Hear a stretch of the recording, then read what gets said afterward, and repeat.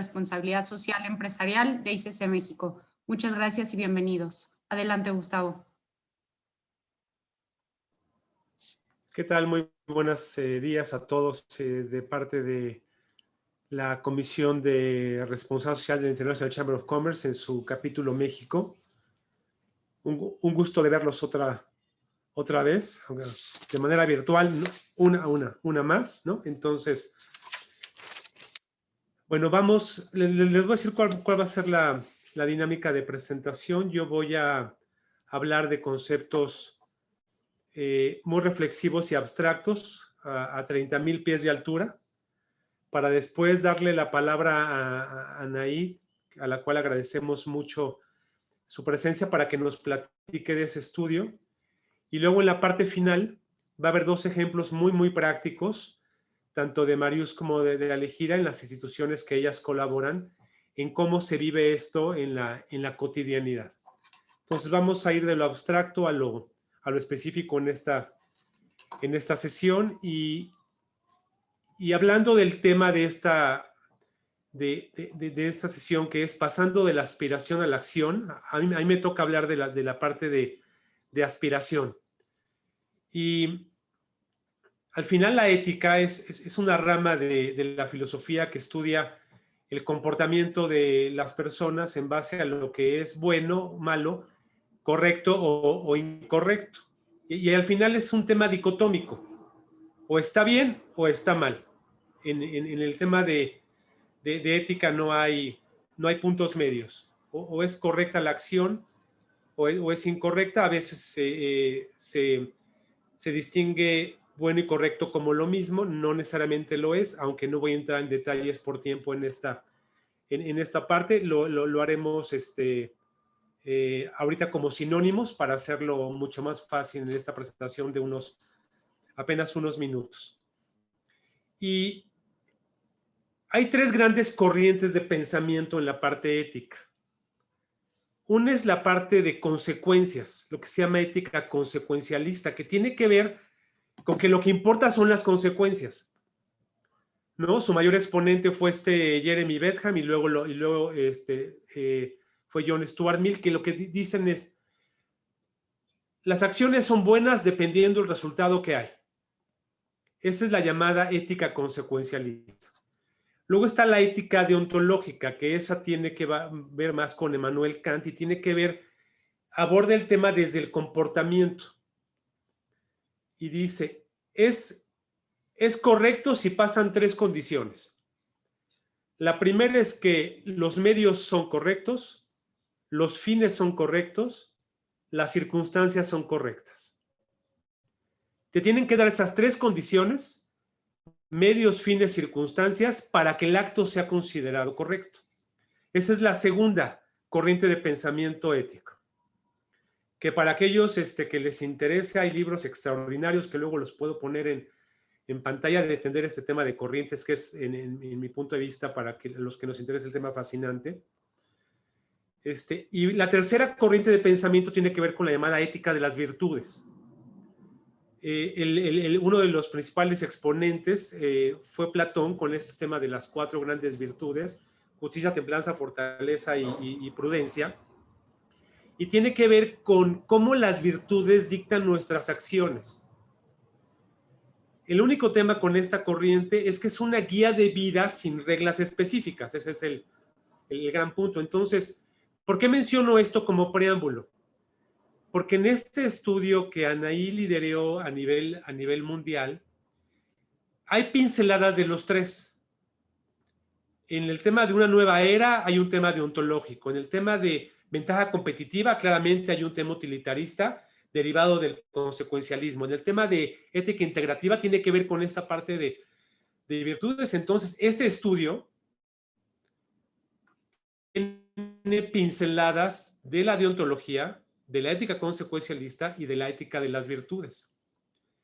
Al final, lo importante va a ser cómo disminuimos esa brecha entre la aspiración y la acción, para que al final pues todos ganemos como sociedad. Incluso en el estudio, muy interesante, hay gente que habla de propósito, de ir incluso más allá del propósito. Entonces ya ya a propósito, ya habla de largo plazo, sostenibilidad en generaciones futuras. Entonces, también hay un tema de corto plazo y un tema de largo plazo, en el cual la sostenibilidad, de los cuales estamos aquí presentes muchos que tenemos este tema como nuestra actividad cotidiana, está presente. Entonces, bueno, dando este preámbulo muy abstracto a muchísimos metros de altura, le voy a dar la gran bienvenida a Anaí Widenberg para que nos platique del estudio. Déjenme abrir su semblanza para darle...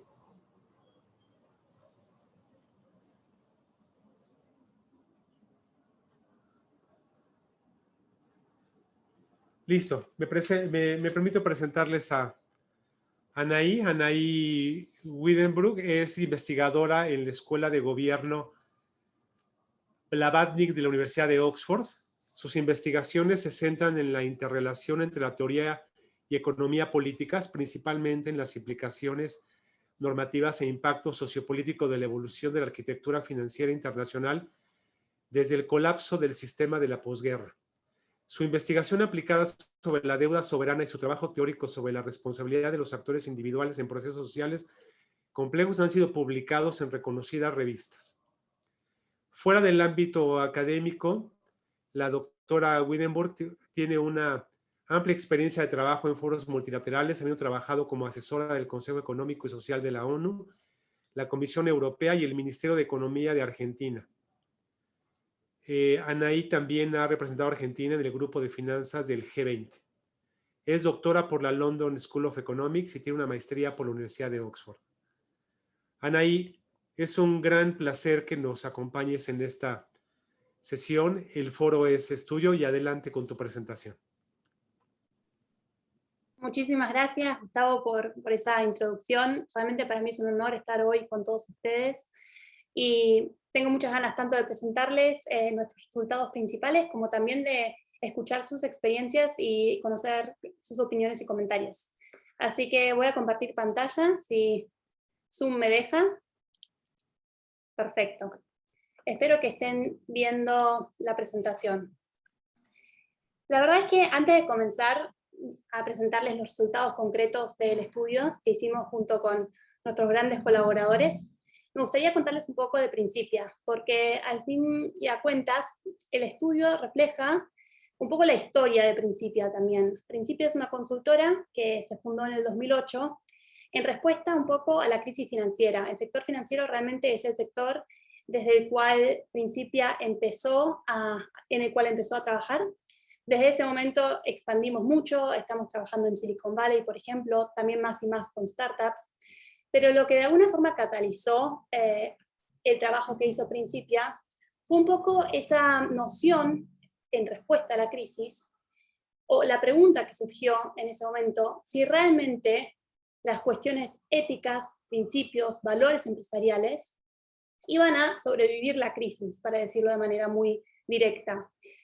Y lo que nos sorprendió gratamente en su momento es que si antes de la crisis del 2008 eran importantes estos conceptos, después de la crisis fueron aún más importantes y de alguna forma vimos cómo se anclaron aún más en la ética empresarial.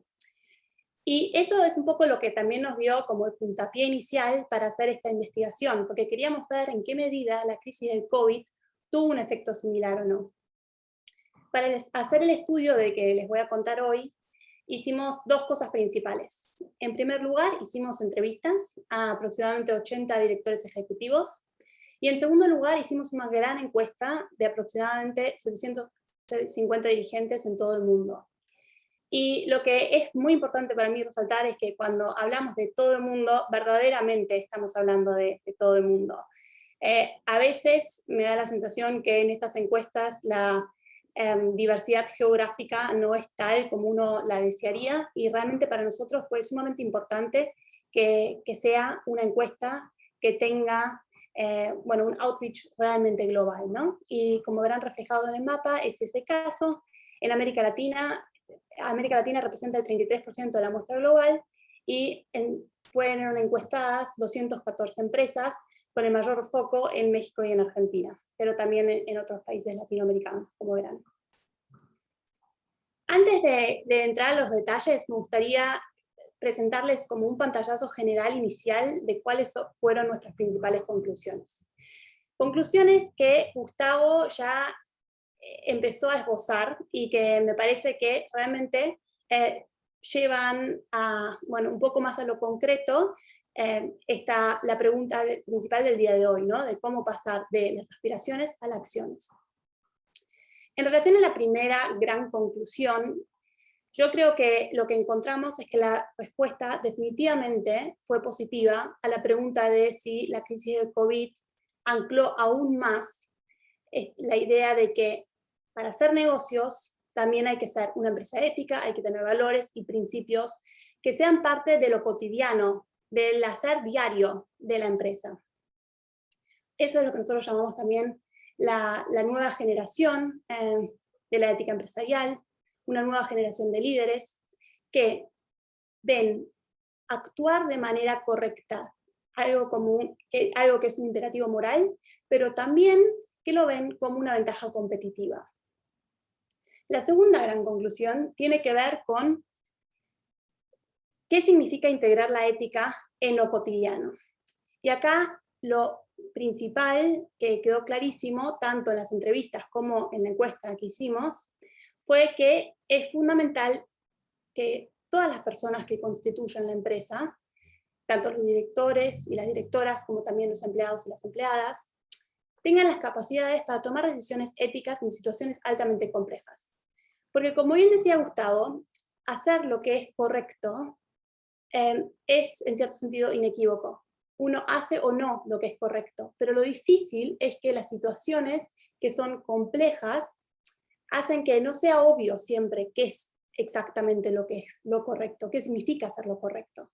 Entonces, para capacitar a los empleados para tomar esas decisiones, no es suficiente simplemente tener, por ejemplo, unos valores o un propósito general que esté colgado en alguna parte de la página web de la empresa, sino que realmente es necesario que todas las personas que contribuyen a la empresa puedan desarrollar esas capacidades.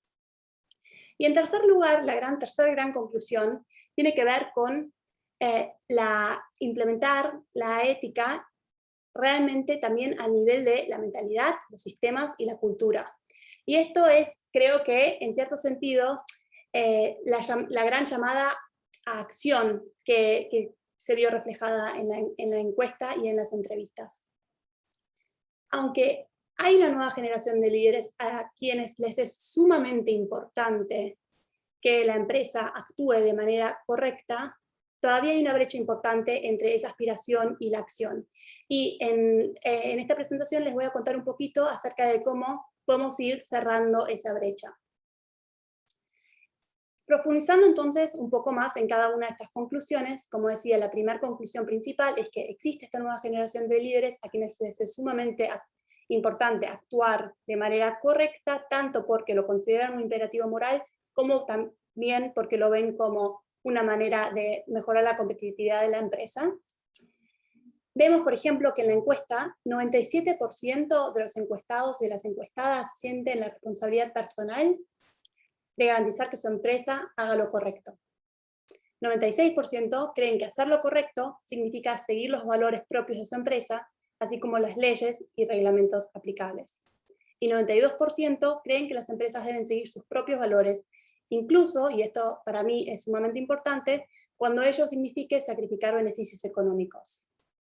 Lo que esto refleja claramente, entonces, es que realmente hay un compromiso real de los directores ejecutivos con la ética empresarial.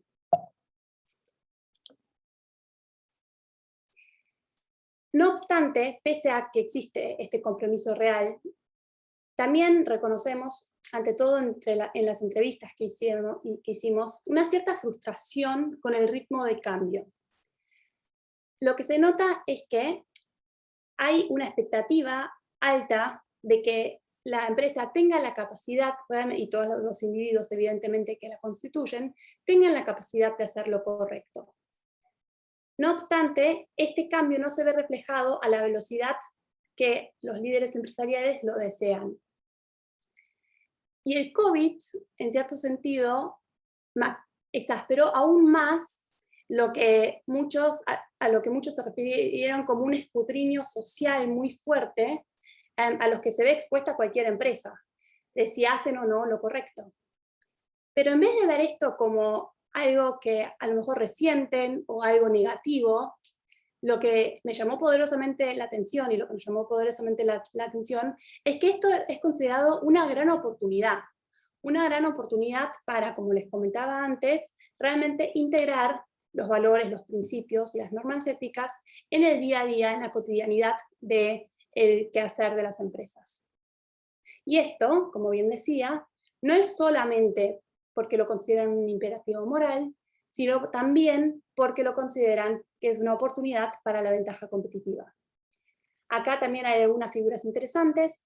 93% de los encuestados y las encuestadas creen que la integración de la ética es esencial para el éxito de su empresa. 84% creen que esta integración les proporcionará una ventaja competitiva. Y 79% ya tienen previsto invertir más en la integración de la ética en el funcionamiento de su empresa.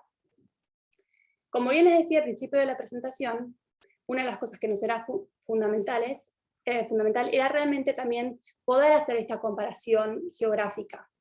Y esta es una de las primeras diapositivas que van a ver con ciertas comparaciones geográficas. Ven en la parte izquierda de la tabla los enunciados de la encuesta, mientras que en la parte derecha van a poder ver de manera competitiva cuáles fueron los resultados a nivel global, regionales y en México. Y todo lo que está resaltado en amarillo son resultados donde hay una diferencia igual o mayor a 5 puntos porcentuales. Y 10 puntos porcentuales, eso está resaltado en rojo. Entonces lo que vemos, por ejemplo, es que en México, al enunciado de integrar la ética será esencial para que mi organización pueda hacer lo correcto, solo 85% respondieron de manera afirmativa, mientras que a nivel global ese porcentaje es de 96%. El mismo porcentaje que encontramos en la región. Así que eso realmente es una discrepancia interesante. También vemos una diferencia entre los resultados globales y los resultados en México para los siguientes dos enunciados. Mi organización tiene las capacidades que necesita para hacer lo correcto y la ética ofrece una guía práctica para que los líderes empresariales hagan lo correcto. Déjenme entonces seguir con la segunda gran conclusión y si quieren podemos profundizar más en estos resultados en las preguntas y respuestas. Como decía, el segundo gran resultado tiene mucho que ver con cómo se puede integrar la ética en el quehacer cotidiano de la empresa y, como bien decía, mucho de eso tiene que ver con que realmente se desarrollen las capacidades para poder tomar decisiones en situaciones altamente complejas, a donde la respuesta a qué es hacer lo correcto no es obvia o evidente de entrada. Estas son respuestas resultados a enunciados que tienen que ver con qué tiene que tener una empresa ética. Para ser una empresa ética, la empresa tiene que hacer o tiene que tener X, Y o Z.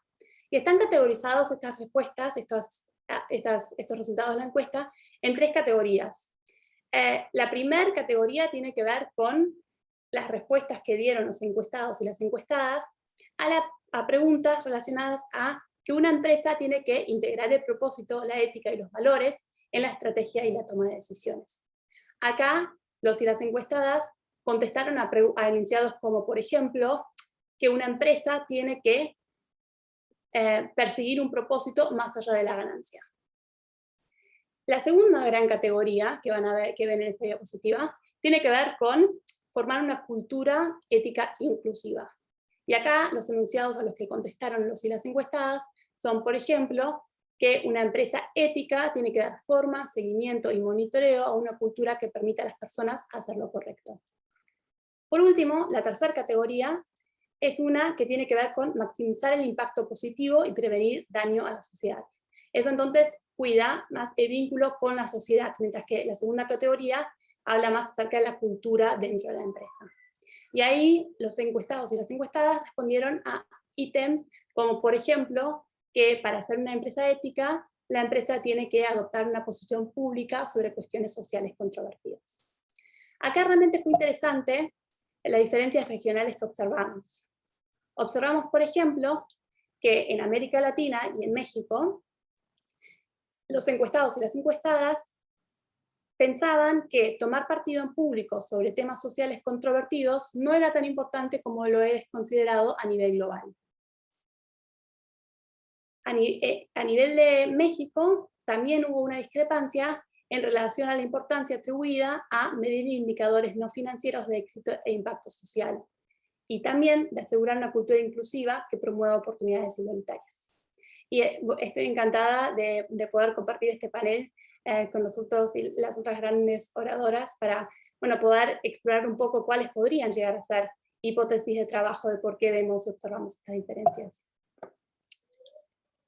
Por último, entonces, déjeme elaborar un poco acerca de la tercera gran conclusión, que nos lleva un poco más cerca ya a responder la pregunta que hizo Gustavo al principio, de cómo podemos pasar de la aspiración a la acción. En principio, pensamos que hay tres cosas fundamentales para poder pasar de la aspiración a la acción. La primera es que las personas sean responsabilizadas por sus acciones, y que esa responsabilidad sea atribuida en toda la empresa, empezando por el directorio y terminando por cada empleado y cada empleada que hace su trabajo de manera diaria. En segundo lugar, es fundamental que tengan las capacidades para poder deliberar en esas situaciones altamente complejas y tomar una decisión de cómo han de actuar. Y en tercer lugar, tener la motivación para hacer lo correcto. ¿Qué observamos entonces? En relación a el primero de estos pilares, de estos grandes pilares, la responsabilidad, lo que es fundamental, y volvimos a descubrir una vez más en este estudio, es que es absolutamente necesario que haya un mandato inequívoco desde el directorio y un esfuerzo para capacitar a todas las personas que forman parte de la organización. Vemos ciertas diferencias también regionales y con México en particular también. Acá ven en esta diapositiva respuestas a la pregunta y al enunciado si su empresa tiene. Y vemos que, por ejemplo, en México, solo 42%, en comparación con el 48% a nivel global, respondieron de manera afirmativa al enunciado de que en su empresa el directorio sigue temas de ética. También vemos una diferencia a nivel regional y en México en particular, en relación al último enunciado, de que en esa empresa existen canales de información para malas conductas y o comportamiento poco ético.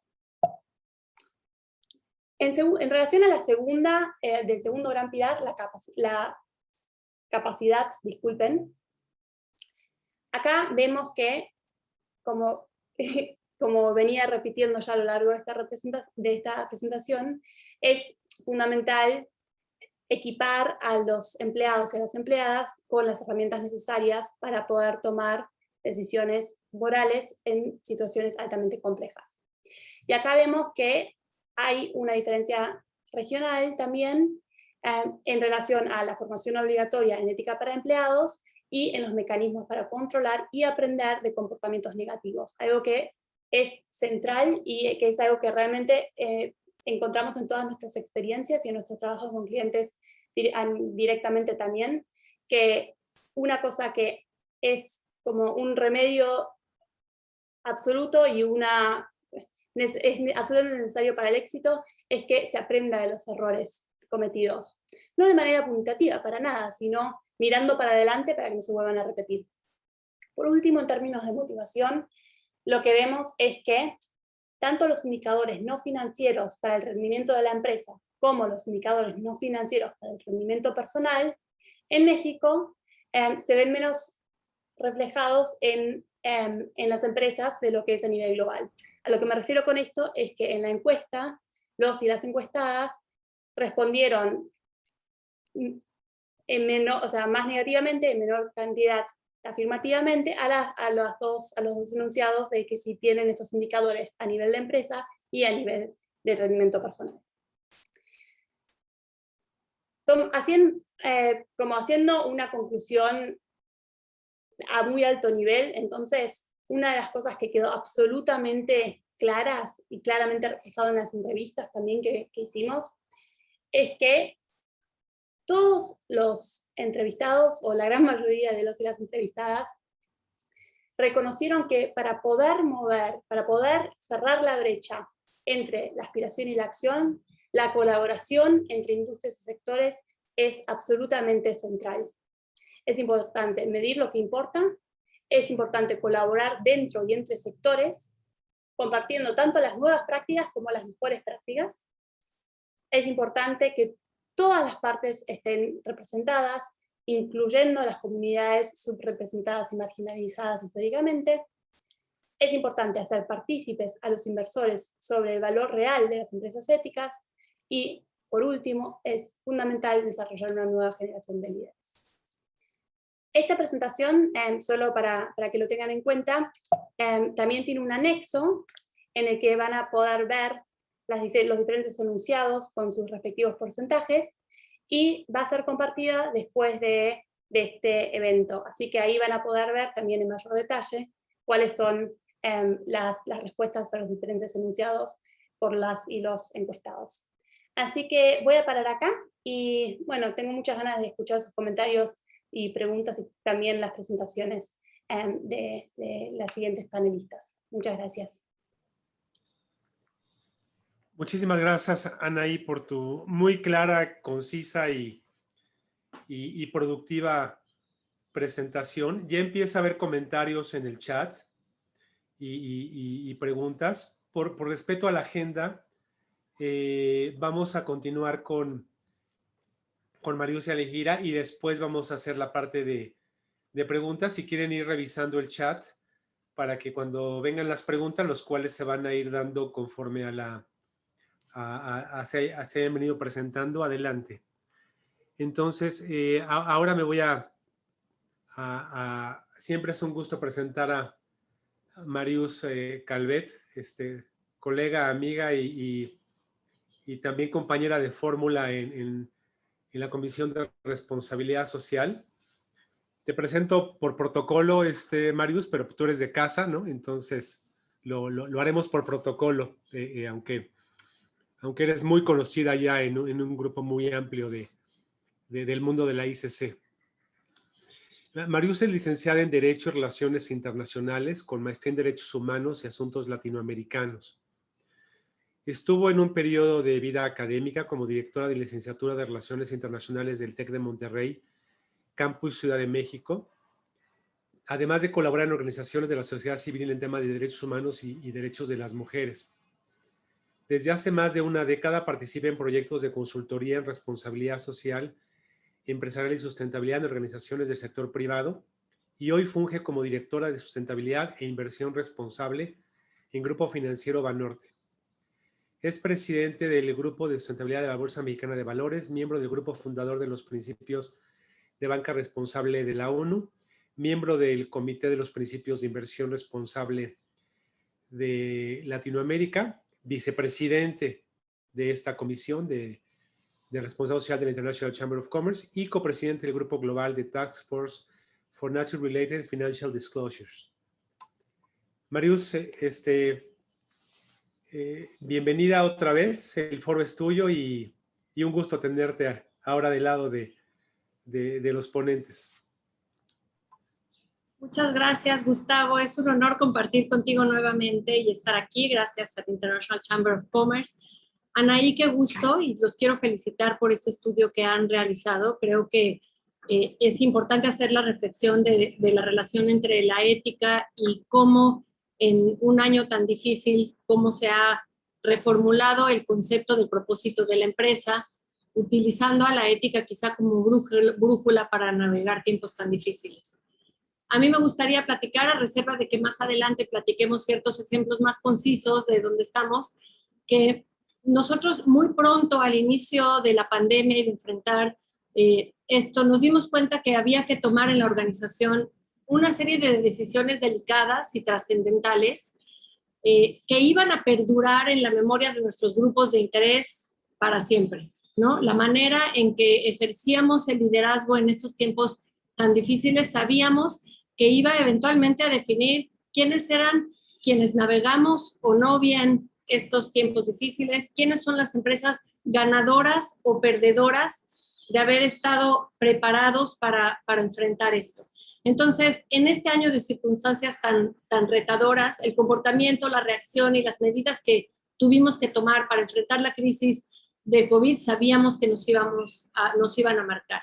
Nosotros ya somos una empresa pública, yo trabajo en Grupo Financiero Banorte y es una de las más grandes emisoras de la Bolsa de Valores. Ya vivimos en una época de escrutinio público, de lo que yo le llamo una época de hipertransparencia. En el informe se habla este tema de una época de transparencia radical y sabíamos que teníamos que salirnos de nuestra zona de confort, de ir más allá de sí somos una empresa responsable, sí somos una empresa transparente, que estamos tratando de hacer más, de crear valor para nuestros grupos de interés y de hacer mejor las cosas. Sí nos dimos cuenta que el COVID era y ha sido una época en donde teníamos que pasar del discurso a la acción. Tenemos un set de misión, visión, valores, de solidaridad, de respeto, de lealtad, de responsabilidad y de innovación, que era exactamente el momento de ponerlos a trabajar en acciones concretas. Y teníamos que mostrar también ciertos discursos que nosotros veníamos armando y nos venían construyendo nosotros como grupo. Ustedes conocen al Grupo Financiero, la mayoría de ustedes, y se habla del Banco Fuerte de México. Dentro de los grandes grupos financieros mexicanos es el único enteramente mexicano, entonces el hashtag de hace 4 años o 5 ya de mexicanos fuertes. ¿Qué quiere decir eso en tiempos de COVID? Teníamos una responsabilidad extra de venir nosotros trabajando con un discurso del Banco de México, el banco mexicano comprometido con México. Y lo que nos hizo ver era que teníamos tremendos retos con nuestros colaboradores, por supuesto, colaboradores que tenían que irse a trabajar de casa, el reto de su incertidumbre de si mantendré o no el trabajo y darles esa aseguranza o esa confianza de que van a estar con nosotros en este plazo tan complicado, el tema del reto tecnológico de enviarlos a casa, por supuesto el tema de nuestros clientes, temas de clientes con cartera vencida, personas físicas, pequeñas empresas, ¿no? Pequeñas empresas quebrando que tenían contratados créditos, cientos de miles pymes tienen créditos con Banorte, el tema del gobierno y sabemos bien que los retos solo se pueden enfrentar con la unión de sociedad civil, sector privado, sector público, cómo nosotros íbamos a ayudar a la comunidad en este momento. Entonces, más allá de lo que ya hacíamos, nos dimos cuenta que el COVID para nosotros fue utilizar realmente la ética como la posibilidad de definir qué es lo correcto y qué no es lo correcto. Se intensifica para nosotros el concepto del negocio responsable hacia todos nuestros grupos de interés y utilizando siempre y reafirmando el uso de la ética como una brújula para navegar estos tiempos.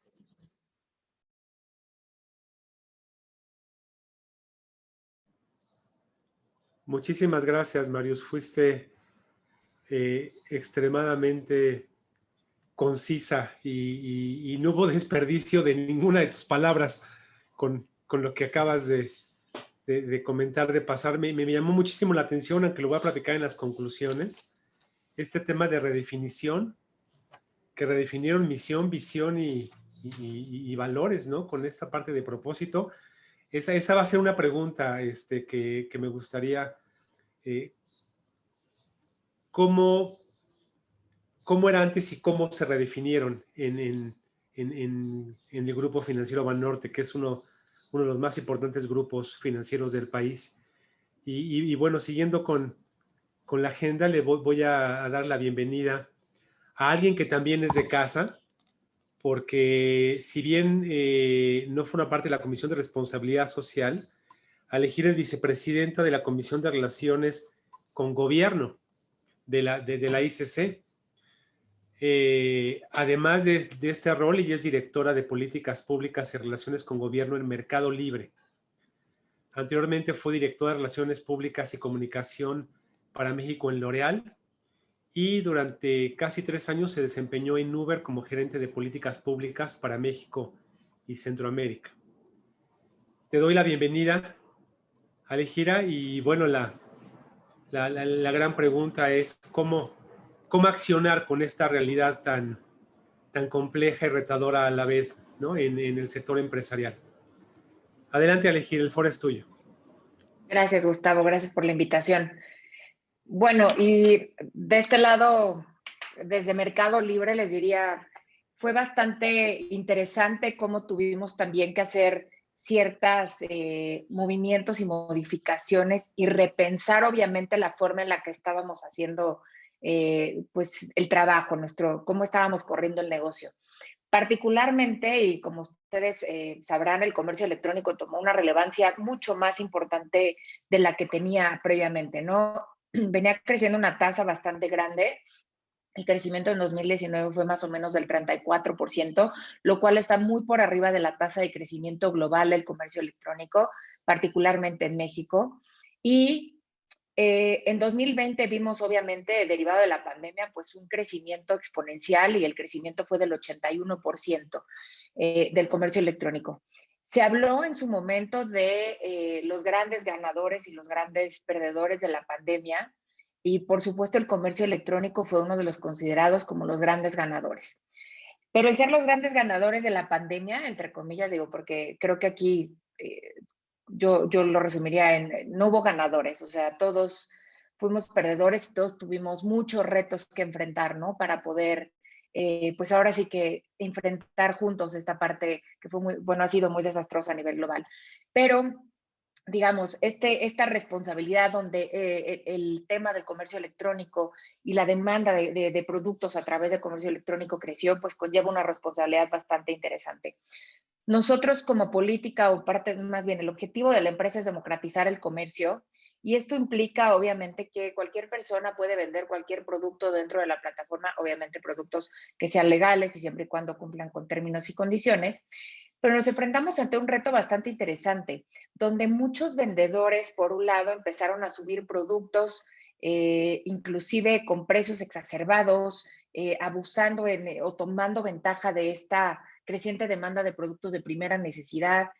Y es en ese sentido donde nosotros empezamos a tomar las primeras acciones, que fue básicamente empezar a moderar productos que previamente no se moderaban y sobre todo empezar una moderación en términos de precios. Y ahí trabajamos en conjunto con la Procuraduría Federal del Consumidor justamente para evitar toda esta parte de abusos de precios, ¿no? Se hizo una lista de productos de primera necesidad que requeríamos nosotros tomar en consideración todo el tiempo de que no salieran de un rango específico y sobre todo no se cometieran abusos. Lo mismo nos pasó posteriormente conforme fueron aumentando los casos y digamos, la gravedad de la pandemia aquí en nuestro país, el tema de tanques de oxígeno. Fue clave también estar vigilando esta parte del uso de tanques de oxígeno justamente por abusos que pudieran suceder para el consumidor en términos de, pues, no todos los oxígenos funcionaban, no necesariamente eran en tanques seguros, entonces tuvimos que hacer toda esta parte de moderación del sitio. Eso desde la parte de el vendedor. Como saben, Mercado Libre es un marketplace puro. Nosotros tenemos dos tipos de usuarios, nuestros vendedores y nuestros compradores. Desde la parte del comprador fue justamente proteger en términos de precios, en términos de productos prohibidos, en términos de, obviamente, que no hubiera abusos al consumidor en este sentido. Y por supuesto viene la parte comercial, que es asegurarnos que recibieran sus productos de manera rápida. Y luego desde la parte del vendedor, fue donde nos encontramos con un reto bastante interesante, porque por un lado, pues ya teníamos a un segmento de vendedores bastante interesante, pero nosotros al ser un marketplace tenemos la oportunidad de tener un impacto más grande en la sociedad o más grande en lo que tiene que ver con temas de pymes. Y hicimos esfuerzos muy grandes, obviamente, para llevar tratar de captar al mayor número de pymes para que se subieran a la plataforma y nos encontramos con el reto de la digitalización. Había muchas pymes que solo vendían en el mundo físico y pues el reto del por qué no vendían en el mundo online era porque pues no estaban digitalizadas, no conocían, no saben cómo vender en línea.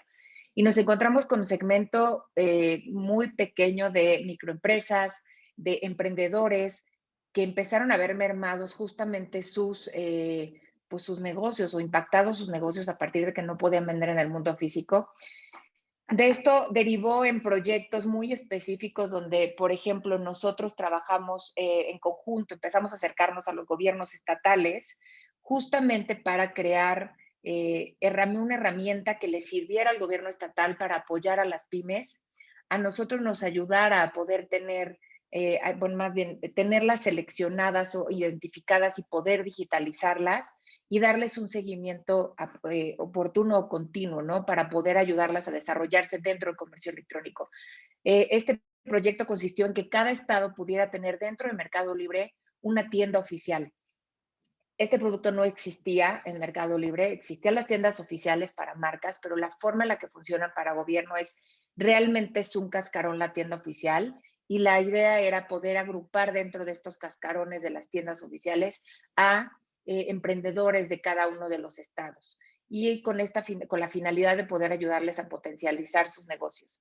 Nos dimos a la tarea de dar capacitaciones, no nada más en torno a cómo vender en comercio electrónico, sino incluso en temas de finanzas, finanzas personales para que pudieran administrar sus negocios, en temas inclusive de impuestos, ¿no? Porque al final, ya al subirse a plataformas de comercio electrónico, tienen que estar formales. Entonces, fue una labor bastante fuerte en este sentido. Esto fue uno de los proyectos que realizamos.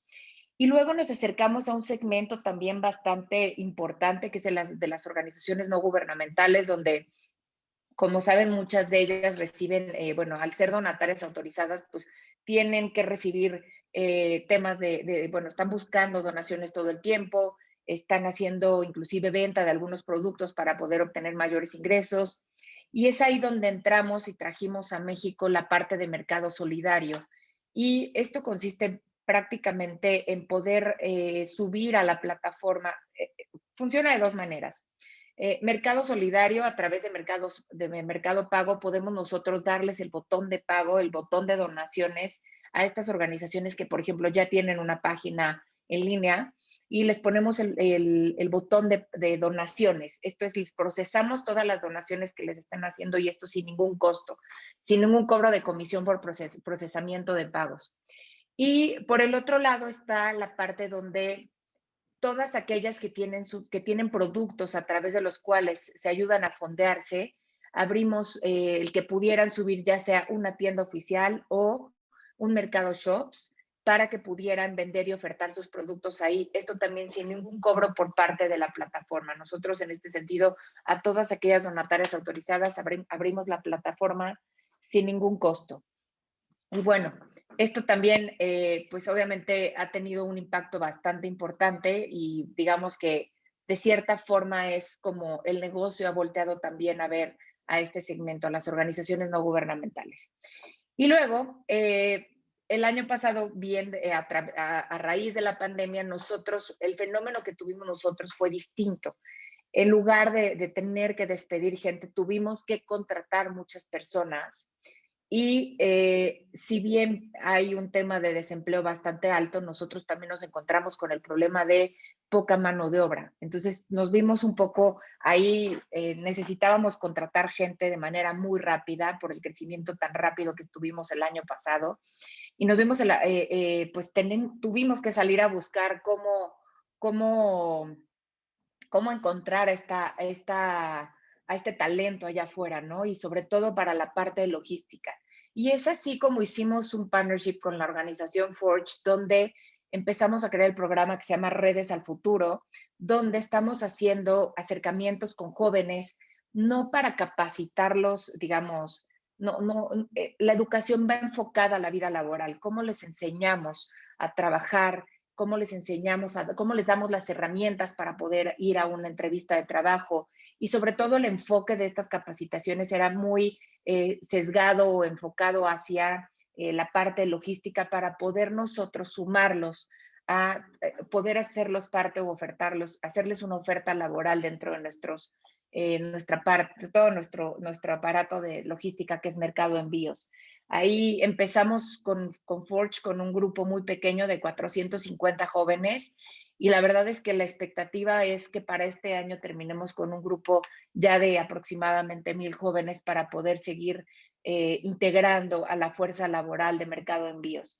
Son algunas de las los proyectos que trajimos, también otro que hicimos con InMujeres, de mujeres particularmente artesanas, donde si bien es un segmento que es muy complicado, ¿no? Hoy el tema de la brecha digital y el tema de la digitalización siguen siendo un reto para todas estas mujeres y para todos estos emprendedores que vimos nosotros ahí un reto importante en términos de tenemos que pensar en inclusión para estas personas. No podemos hablar, llegábamos a las capacitaciones hablando a un cierto nivel que para nosotros era muy claro de cómo crear tu cuenta, cómo vender, y teníamos que irnos un paso atrás. O sea, cosas muy básicas desde un tema de pricing, cómo poner tus precios, cómo entender la parte de la logística, básicamente inclusive el cómo gestionar dentro de la página de internet, perderles el miedo, y nos dimos cuenta que además este es un grupo que necesita un seguimiento muy puntual.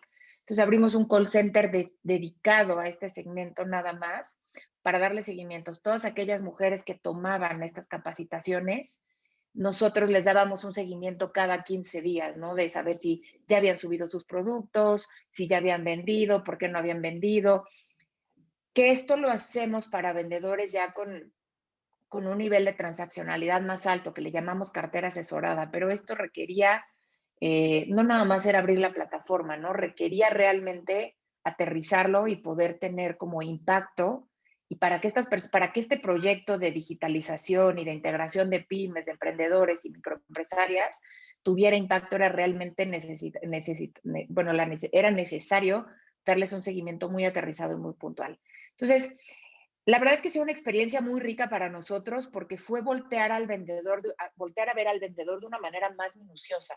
No nada más era subir vendedores a la plataforma, sino era darles un seguimiento, porque hay un segmento bastante importante allá afuera que requiere digitalización, y desde mi área, en conjunto con el área de sustentabilidad y con el área de, tenemos un área muy, bueno, se llama Midtail, pero es específica para pymes, fue hacer mucha labor de análisis, inclusive de cómo realmente hacemos que vendan, ¿no? No queremos nada más tener como la buena historia, o sea, cómo hacemos que vendan, cómo hacemos que esto tenga impacto, y les diría, de las personas que subimos, incrementaron más o menos a través de internet sus ingresos en 270%. Hoy también en tiendas oficiales tenemos ya más de 2,000 pymes bien capacitadas y ya vendiendo realmente. A finales del año pasado, en 2020, cerramos ya con el $1,000,000 de ventas. Digamos, estas pymes ya cerraron con $1,000,000 de ventas, lo cual es bastante interesante porque pues son pequeños vendedores. Entonces, digamos que esto ya está transaccionando, ya está caminando, ya tiene un buen track, pero todavía hay mucho que hacer por adelante, ¿no? Y seguimos capacitando pymes, seguimos capacitando emprendedores, pero lo más importante es que sí se suban al comercio electrónico como un canal para poder seguir activando su economía, ¿no? Muchas gracias. Muchas gracias, Alira, por estos ejemplos muy concretos de cómo ir ejecutando dentro de el tema, en este caso, Mercado Libre. Nos quedan 10 minutos, vamos en tiempo muy bien, aunque hay algunas preguntas ahí muy interesantes. Voy a leer algunos comentarios del chat, y si alguien quiere abrir micrófono, sobre todo en los comentarios, y ampliarlo, es muy bienvenido. Luciania Puente menciona que me extraña y alegra el resultado promedio de América Latina, ¿no? que va más en consonancia con lo que pasa en el mundo. Creo que ya compartiste el estudio, Anaí, lo cual te agradecemos muchísimo. Vamos a hacer muy, muy interesante ver por cada una de las regiones cómo se va comportando los resultados. César Pérez hace una pregunta muy, muy puntual. Si se abordó algo de esquemas de sanciones o disciplinas, principalmente en niveles directivos. Creo que esta pregunta va dirigida a ti, Anaí, si el estudio abordó algo de este tema, disciplinario o de sanción. Gustavo, ¿preferís que responda directamente o querés leerlas todas y entonces respondo de manera global? Creo que vamos a leer todas porque nos quedan apenas unos minutos. Es un Perfecto. buen comentario. La doctora Yasmín Darvich, implementar normativas éticas en países donde priva la corrupción es todo un reto. Totalmente de acuerdo. ¿Y sabes qué le agregaría a Yasmín? Donde la corrupción está normalizada, donde se ve algo normal. Es un comentario importantísimo, ¿no? Tania pregunta, tipo de empresas que fueron encuestadas. Quiero entender que en el estudio que nos compartiste viene la información completa. Agradece los estudios. Y luego la última pregunta que tengo aquí en el chat, de Eduardo Ampudia, también muy interesante, que dice, las empresas que invertimos recursos en colaboradores para cuestiones éticas y decisiones éticas, ¿cómo podemos diferenciarnos de los competidores que no tienen las mismas prácticas para que a ojos del cliente se vuelva una ventaja competitiva? Esta creo que podría estar en la cancha de Marius y Alejira, que creo que es bien interesante cómo se puede volver esto una ventaja competitiva. Y si quieren, empezamos contigo, Anaí, luego Marius Alejira y la doctora Yasmín, si quieres tú tomar el micrófono y comentar algo de esto que es un reto, que no fue pregunta, fue un comentario, pero súper valioso. Adelante, Anaí, te cedo la palabra. Muchas gracias, Gustavo, y muchas gracias realmente a todas y a todos también por estas excelentes preguntas.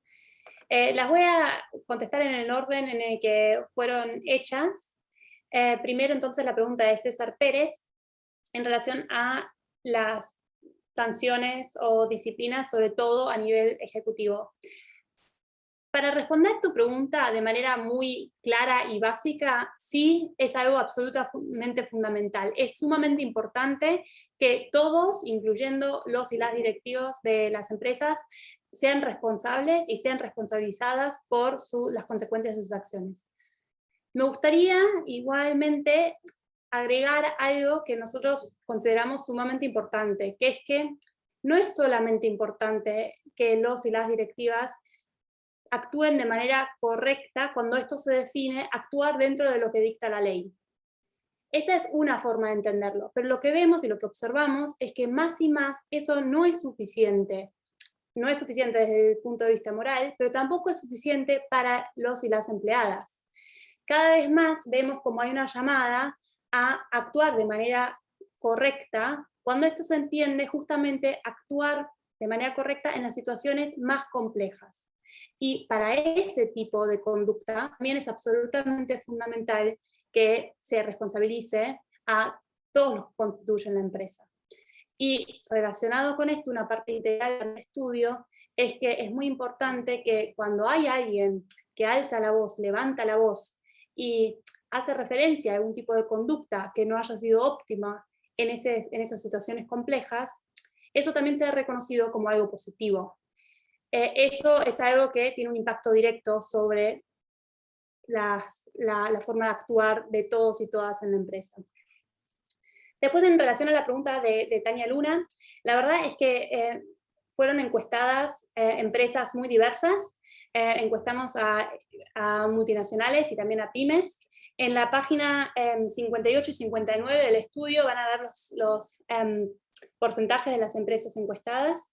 También encuestamos a empresas privadas, a empresas que cotizan en bolsas, a organizaciones de tercer sector. Todo eso lo pueden ver reflejado en el estudio en la página 58 y 59.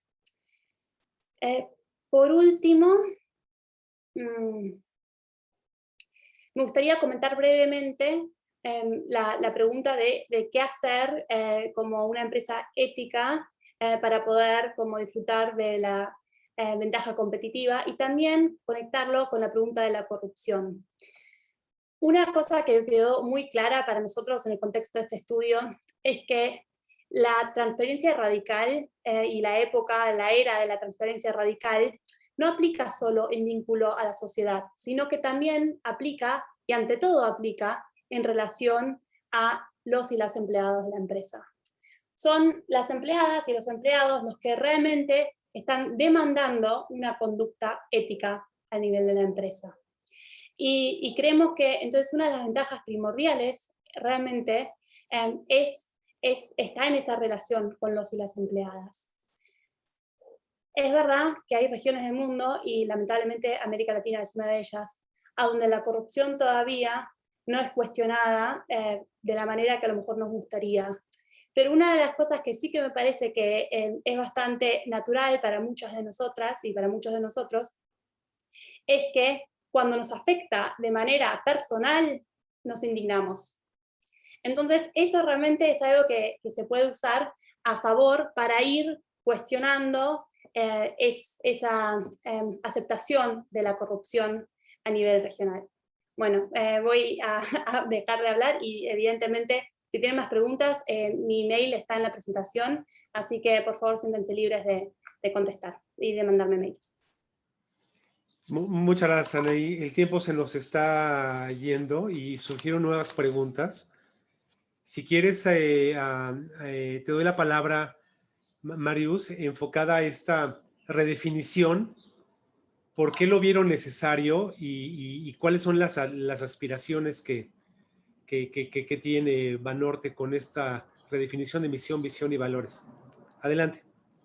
Muchas gracias, Gustavo, y trataré de no comerme lo poquitito que queda para dar oportunidad a todos de hablar en los mismos tiempos, pero yo concuerdo con lo que dice Anaí. Las respuestas de cómo actuar en términos de pandemia incierta, además que sucede de pronto, no están en la regulación. Entonces, el comportamiento de qué es lo correcto no está en la ley, no hay por dónde navegar más que por la definición interna de la organización de cuáles son nuestros valores y principios que nos rigen. Entonces, esta redefinición se marcó sobre todo en hablar de los conceptos de solidaridad, en hablar de los conceptos de ser un aliado de nuestros clientes y de nuestros colaboradores, de poner en la mesa en nuestra visión la palabra confianza, generar confianza a México, a nuestros clientes, a nuestros colaboradores. Y por supuesto, y creo que hay que poner en la mesa, está el valor de la innovación. Entonces, para nosotros, con la pregunta relacionada con las ventajas competitivas, toda crisis trae oportunidades y la posibilidad de utilizar este momento las empresas para redefinir su posición, la manera en que crean valor, cómo es concebida por sus grupos de interés. Fue un momento interesante en donde yo sí creo que las acciones de la empresa hablan por sí solos. Cómo aprovechar esa inversión en cómo hacer bien las cosas, esa nueva construcción de políticas, nuevas políticas de esquemas de trabajo, de flexibilidad, normar todo lo que está sucediendo, cómo se traslada hacia afuera para crearlo una ventaja competitiva de la organización. Yo creo que las acciones hablan por sí solos en términos de atracción de talento, de retención de clientes, de reputación, pero siempre nosotros que trabajamos en temas de sustentabilidad corporativa relacionados con la rentabilidad y la sustentabilidad del negocio en el largo plazo. Esto no lo hacemos por un tema de reputación, sino de creación de valor en el largo plazo. Para nosotros, por ejemplo, la ventaja competitiva de redefinirnos y posicionar más aún el tema del negocio responsable dentro del sector financiero, como grupo financiero que tenemos banco, el fondo de pensiones más grande de México, la FONE, la operadora de fondos, la compañía de seguros Banorte y la compañía de pensiones. La estrategia de sustentabilidad engloba todas estas subsidiarias. Nuestra posición fue generar nuevas capacidades, crear una nueva cultura de trabajo y nuevas mentalidades y creatividad de cómo hacer las cosas. Es decir, creamos nuevas formas de abrir cuentas para las personas que tenían que salir a cobrar su dinero en efectivo, que pudieran abrir una cuenta desde su casa, una cuenta con la que solo das el CURP y te metes a internet y generas una cuenta en donde te pueden depositar. Crear más puntos comunes de corresponsalías. Por ejemplo, mientras estuvo abierto Walmart u otros supermercados que estuvieron abiertos durante la pandemia, que funcionaran como una corresponsalía para poder hacer transacciones más allá de ir a buscar en dónde las sucursales. Generamos un nuevo programa de educación financiera a partir de la pandemia.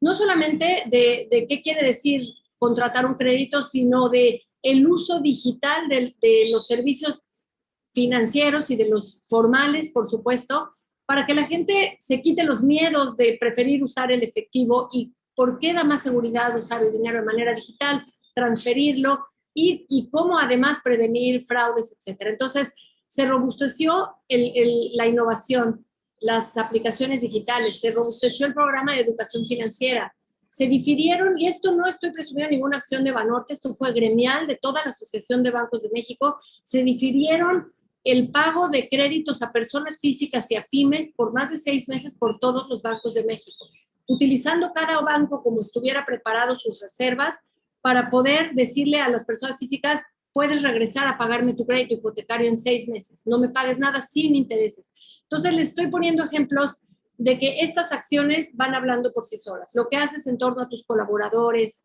a tus clientes y ante la comunidad, sí reposiciona la empresa, sí recrea un nuevo modelo de negocio responsable, y hay que tomar esto como una oportunidad. Y nosotros así lo vimos y lo seguimos viendo. Muchas gracias, Marius. Ya se nos fue el tiempo, pero quiero hacer esto. Alejandra, cierra, por favor, en 30 segundos tu participación, y yo me ocupo otros 20 segundos para agradecer, y cerramos la sesión en minuto y medio. Tu comentario final, Alejandra, por favor. Bueno, justamente, y en términos del crecimiento que se está teniendo exponencial, creo que un reto también importante es cómo fortalecer los mismos valores de la empresa, ¿no? Los valores internos de la empresa, que si bien les diría, hoy tenemos un pie cada vez más en el mundo físico. ¿Y a qué me refiero con esto? A medida que crecen y se expanden las operaciones logísticas, esto pues requiere que estamos abriendo puntos físicos alrededor de la República. Y esto requiere fortalecer cómo vivimos los valores desde Mercado Libre, ¿no? Para que las personas que están físicamente en estos puntos de almacenes, puntos de última milla, cross docks, vivan también de esta manera la ética de la empresa, ¿no? Y obviamente pues esto requiere un reto más grande de vigilancia también, y obviamente de fortalecer los canales, por ejemplo, de denuncia con los cuales tenemos desde los chatbots, la comunicación, por ejemplo, poder centralizarla en un canal para toda la empresa. Creo que ahí es donde estamos teniendo también este reto para que la cultura de la empresa se siga viviendo a todos los niveles. Entonces, bueno, nada más. Gracias. Muchas gracias. Y no me queda más que agradecerle a los ponentes, Anaí, Marius, Alejandra, por su participación. A ustedes también, que nos brindaron una hora de su tiempo para hablar de este tema tan importante.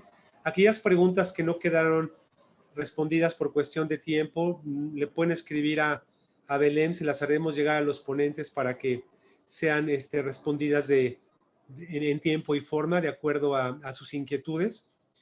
Y me quedo con una frase que escuché hace tiempo en un foro, que decía, la ética es hacer lo correcto aunque nadie te esté viendo.